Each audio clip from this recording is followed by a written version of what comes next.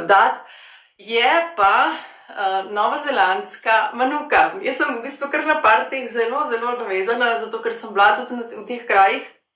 Najno dolgo potovanje skupno je bilo ravno na Novi Zelandiji, 6 tednov sva bila in midva sva kanuko spoznala, sva spoznala manukomet, ki je sicer res, kot sigurno verjamem, že marsikdo izmed nas ve, zelo dragocen in se ga tudi zelo težko izvaža iz Nove Zelandije, zato ima ceno kar precejšno, ampak je eno najbolj intenzivno delujočih, pač med sam je najbolj intenzivno delujoč med vsemi medi, tako da v bistvu je res ena taka posebna stvar, tako da si lahko mislite, zakaj so te vejice, cvetki res tako ključni, tudi ko se pridobiva eterično olje in v bistvu kakšno močno delovanje s tem dobimo.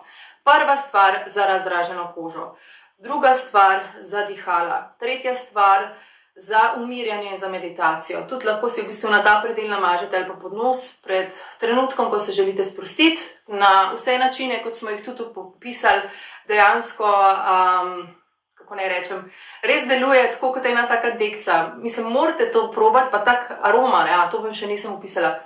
Aroma je ful medena, sladka, to ni čajevec, ker to je njegov bratranc, kar poznamo. In je res taka zelo nenavadna, imate pa super namig za plastenje, to se pravi, ko delate pure fum, plastenje, porolate recimo manuko, dodate malo ali bergamotke, če želite umiritvene učinke, ali pa popravo meto za poživitvene učinke in potem plastite čez. Lahko dodate še kaj drugega, ampak ta dva sta res fantastična. Tako da manuko jaz tudi velikokrat nanašam kot ostala olja za en tak prenosni difuzor na aroma zapestnico z naravnimi materiali, ki niso prelakirani, kot je tale vulkanska kroglica. Tako da to sem vam želela zaupati, ful